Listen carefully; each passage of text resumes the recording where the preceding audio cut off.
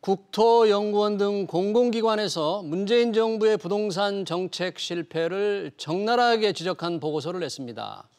부동산 실정 책임을 국민 탓으로 떠넘기고 징벌적 수준의 M1칼을 빼들어 정책 저항만 불러왔다는 건데요. 반면에 최근의 가격 급등은 신기루처럼 사라질 수 있다는 경고도 날렸죠. 관제 보고서인데 내용이 워낙 파격적이어서 전문가의 도움으로 자세히 들여다보겠습니다. 김인만 부동산 연구소장 나오셨습니다. 소장님 어서 오십시오. 반갑습니다. 안녕하세요. 자, 이 정부 산하 국책연구소에서 부동산 종합평가한 보고서를 냈는데 네. 이 상당히 내용이 제 기준으로 보기에는 파격적입니다. 네네. 우선 굉장히 비판을 세게 했어요. 네네. 도저히 조금 이해가 좀 잘 안 되는데 이 어느 곳에서 우선 만들었습니까 이걸? 일단 국무총리실 산하예요. 예. 국무총리실 산하의 경제인문사회연구회에서 발주를 줬고요. 예. 한국형사법무정책연구원이 주관을 했고 국토연구원, 한국주택금융공사, 주택금융연구원이 협동으로 연구를 했습니다. 그러니까 다 공공기관인 거죠. 예. 공공기관이고 국토연구원, 한국주택금융공사는 부동산 전문연구소나 기관이라고 할 수는 있겠는데 네네. 한국형사법무정책연구원이 이렇게 들어갔다는 건 조금은 의외네요. 네네. 예, 과연 어떤 내용인지 한번 들어보겠습니다. 우선 보고서의 핵심적인 주장, 그건 뭡니까?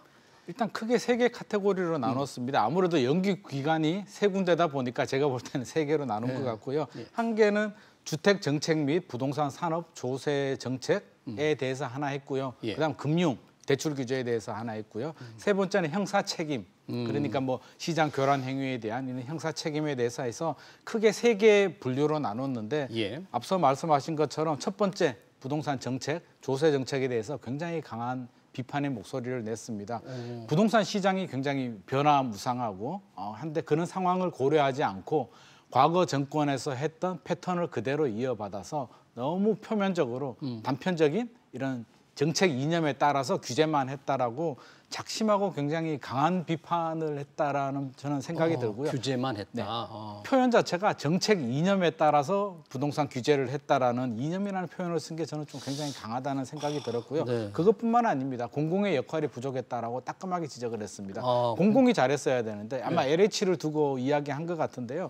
공공이 제대로 했어야 되는데 성과주의에 매몰이 돼서 오히려 공공이 차익과 폭리를 취했다라는 또 강한 어조로 공공기관이 차익과 폭리를 취했다. 그래서 시장 안정을 위해서 저렴한 공공주택을 꾸준히 공급을 했어야 되는데 LH라든 이런 공공기관들이 자신들의 시세 차익을 많이 얻고 자기들이 이익을 하고 그냥 단순히 시장 안정이 아니라 목표 달성을 위해서 그냥 숫자 채우기에 급급했다라고 강한 비판을 했습니다. 그뿐만 아니라 이제 정치인들, 뭐 고위 공직자들에 대해서도 비판의 목소리를 냈고요. 어떻게 비판을 했어요, 그 사람들? 뭐 자신들의 실적 성과에 따라서 뭐 부동산 시장을 거의 방치했다라고 표현을 쓰고 있고요. 부동산이란 게 이제 실질 가치, 거래를 통한 실질 가치가 이렇게 올라가줘야 되는데 거래는 줄어드는데 부동산 정책의 부작용으로 인해서 명목 가치, 그러니까 숫자만 늘어났다라는 표현을 썼어요. 더군다나 부동산 정책의 부작용으로 그렇죠. 정책의 잘못해서. 부작용으로 거품, 그러니까 숫자만 늘어났지 실질적으로 국민들이 손에 쥐는 돈이 아니다라는 표현을 썼고요. 또 이게 실정, 이런 정책의 실정의 책임을 국민들한테 징벌적 과세로 떠넘겼다 이런 표현까지도 썼습니다. 그래서 책임을 국민들한테 떠넘겼다. 네네 그렇게 뭐 징벌적 과세 수준으로 M1칼을 빼들었다 뭐 이런 표현까지 썼고요. 또 다주택자 개념 또 꼬집었습니다. 어떻게 해요? 문재인 정부가 다주택자들 규제가 이제 핵심 규제잖아요. 다주택자들 잡겠다라고 하는데 사회적 협의라든지 정확한 가치관 없이 그냥 주택 수에 따라서 2주택 이상이면 다주택자라고 편면적으로 이렇게 함으로써 오히려 부작용들만 더 생겼다. 역기능들, 뭐 풍선 효과라든지 시장의 부작용들이 더 생겨서 오히려 더 문제를 일으켰다라고 굉장히 강한 비판을 했습니다. 대출 규제에 대해서도 또 한 목소리를 냈는데요. 뭐라고 했어요? 대출 규제는 실수요자들이 오히려 더 피해를 봤다. 다주택자들을 뭐 집값이 올렸고 실수요자들 사야 될 실수요자까지 이게 대출 규제 때문에 오히려 사지 못하는 그런 부작용을 나왔다라고 강한 비판을 했고 그래요? 전체적으로 다 비판입니다. 뭐 부동산 시장 교란 행위에 대해서도 뭐 정부는 양벌 규정을 강화했지만 오히려 그게 더 피할 수 있는 구멍을 만들어줬다라고 비판을 했고요. 그래서 부동산 거래 분석원 역할이 굉장히 중요하다. 마지막에 이렇게 단속 이게 마무리를 하고 있는데 예. 전반적으로 이제 뭐 부동산 거래 절벽, 뭐 이게 매물 동결 현상에 대해서도 비판을 했고요. 그래서 공공기관이 맞나 싶을 정도로 오히려 비판의 내용만 보면 민간기관이 했는 거 아닌가 하는 그러니까 민간에서도 가장 반정부적인 민간 연구소 맞습니다. 정도가 할 법한 주장을 그렇죠. 우리 공공기관이 시장의 목소리들을 했네요. 많이 반영을 했는데 그 이제 여기서 끝나면 되는데 마지막 결론을 보면 이제 네. 신기루 같은 이런 표현들도 그래서 신기루는 다 신기루라는 건 뭡니까? 예. 그래서 예. 부동산 정책도 잘못됐고요. 잘못됐고. 정부 정책 잘못됐고, 잘못됐고. 고위직, 뭐 공공기관, 어. 정치인들 다 잘못됐고, 뭐 예. 대출 규제 잘못됐고, 시장 가격 자체도 잘못됐다. 각 잘못됐고. 강력한 버블이다. 결국에는 신기루처럼 사라질 거라는 강한 표현으로 마무리가 되었습니다. 그 부분을 조금 더 이제 말씀을 좀 듣고 싶은데 우선 그게 앞서서 또 이런 주장, 시장 개입 한계를 강력하게 지금 비판한 거잖아요. 네네네. 가격 통제를 목표로 삼지 말고 네. 시장을 더 활성화시켜야 되는데 네. 오히려 시장을 꼭 얼어붙게 만들었다는 이런 주장을 조금 뭐라 그럽니까? 이 정권 초기에 했더라면 어땠을까요? 저는 이런 내용들이 정권 초기에 나와서 제대로 반영이 됐더라면 주택시장이 훨씬 더 안정이 됐겠죠. 그런 표현도 나옵니다. 주택시장 안정이 목표가 아니고 주택 가격 잡기가 목표다라는 표현이 나오거든요. 그래서 주택시장 안정이라는 게 여러 가지 의미가 있잖아요. 거래량도 정상화돼야 되고 서민 뭐 전세라든지 전체적으로 봐야 되는데 오직 다주택자들의 가격에만 초점을 맞추면서 오히려 왜곡이 더 심해졌다라는 비판을 하고 있습니다. 아까 말씀하실 때 이제 신기루라는 표현, 그러니까 부동산 가격 급등이라는 것이 환상이다. 네.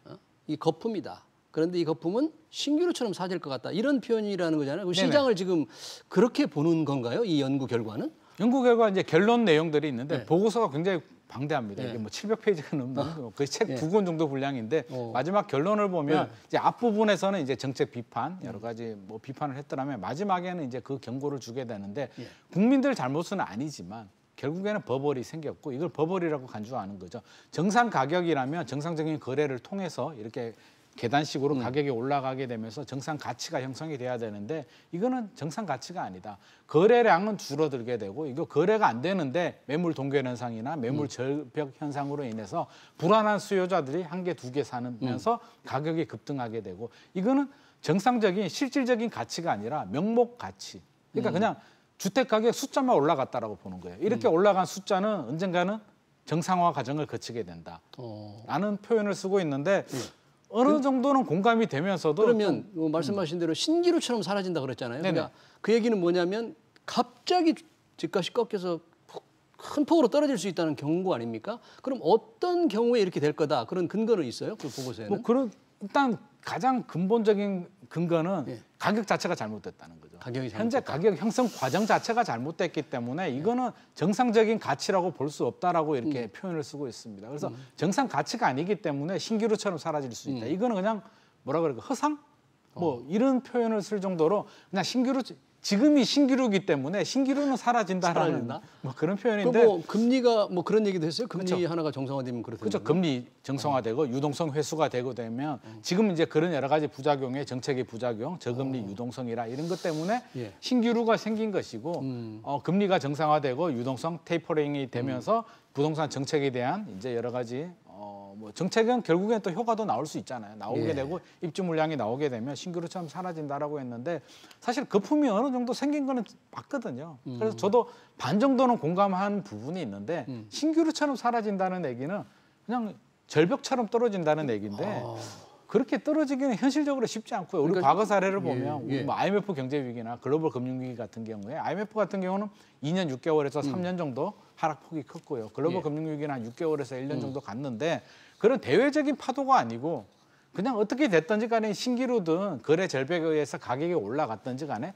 가격이 올라갔고 전세 가격이 올라가게 되면서 나름대로의 시장 가치, 시장 가격이 형성이 됐는데 이거를 단순하게 신기루로 규정을 하면서 갑자기 사라질 거라는 표현 자체는 조금 동의하기 어려운 부분도 있습니다. 그러니까 이 보고서의 비판적인 부분은 좀 공감을 하는데 소장님께서는 네네. 그러나 지금의 가격 급등이 환율이라든지 금리 둘 중 하나만 정상화하거나 경기가 침체되면 신기루처럼 사라지다. 그러니까 폭락을 한다 그런 거잖아요. 네네. 그거는 동의하지 않는다 그런 거네요? 저는 동의할 수가 없습니다. 그 그래요? 부분에 대해서는. 왜냐하면 아까 제가 얘기했듯이 대외적인 파도, 뭐 미국이 뭐 갑자기 경제 위기가 왔다, 뭐 중국발 무슨 경제 위기가 왔다 그러면 엄청난 충격파가 오겠죠. 그렇게 충격파가 올 때는 6개월에서 한 2년 정도 갑자기 떨어질 수는 있겠지만 이게 올랐는 것도 지금 2014년부터 2012년이 바닥이었고요. 13년 거래량 회복했고 14년부터 7년 연속 상승을 하고 있는데 물론 꺾일 때가 됐죠. 꺾일 때가 됐고 그게 내년이 될지 후내년이 될지는 모르겠지만 원래 떨어질 때는 하방 경직성이 있습니다. 사람들 심리가 있거든요. 집주인들 왜 갑자기 팔까? 아직까지는 집값이 떨어진다라는 신호가 없단 말이에요. 떨어질 때도 어떻게 파냐면은 이제 가격이 먼저 멈춥니다. 상승폭이 멈춰서 이게 좀 한 1년 정도 가게 되면 좀 불안하죠. 불안한 사람들이 매물을 내놓게 되고 항상 대기 수요는 존재하거든요. 또 매물을 사게 되고 약간의 반등이 있다가 또 거래가 줄어들게 되면 또 소폭 떨어지게 되고 이런 과정을 과거에도 한 3년 정도 거치고 난 다음에 야, 더 이상 집값이 안 오르겠구나. 야, 이제는 진짜 떨어질 것 같다라는 불안감이 왔을 때 이제 매물이 좀 많이 나오게 되면서 일시적으로 가격이 한 또 2, 3년 정도 또 조정을 받게 되거든요. 그래서 이런 올라갈 때도 이렇게 올라가지 않았잖아요. 우리가 지금 2015년부터 7년, 8년을 이렇게 계속 올라가고 있는데 내려갈 때 한순간에 신기루처럼 커진다는 거에 대해서는 이게 시장의 메커니즘에서는 맞지도 않고요. 만약에 신기루처럼 이렇게 떨어진다라고 하면 국가 위기입니다. 이건 IMF보다 더 심각한 아니 국가 그런 위기. 표현이 있어요. 그렇게 네네, 떨어지면 있습니다. 뭐 국가가 개인 파산이 되고 그렇죠. 국가가 아주 심각한 국가 신용도가 반토막이 날 수도 있다. 그런 표현들이 다 있더라고요. IMF보다 더 큰 위기 같은 표현들이 나오고 있는데 그렇게 되면 국가 위기 상황이고 은행이라고 무사할까요? 전세 가격, 역전세가 다 생기게 되고 은행 대출 회수 못하게 되고 대한민국 붕괴를 의미하는데 뭐 경고를 주는 메시지는 좋겠지만 1년 동안 연구를 했는데 어느 정도 공감되는 내용 경고를 주는 거는 맞겠지만 이렇게 과격한 표현은 저는 좀 너무 좀 많이 나가지 않았나 싶고 그 버블이 생긴 거는 맞다. 서서히 조정이 되는데 제 생각엔 그런 표현도 나옵니다. 이게 2015년도 정도 가격까지 뭐 이렇게 신기루처럼 뭐 이렇게 조정이 된다. 뭐 이런 표현들이 2015년 나오는데 가격까지. 2015년 가격까지 떨어지게 되면 지금 집값에서 한 3분의 1 토막이 나야 되거든요. 서울 아파트 기준에서.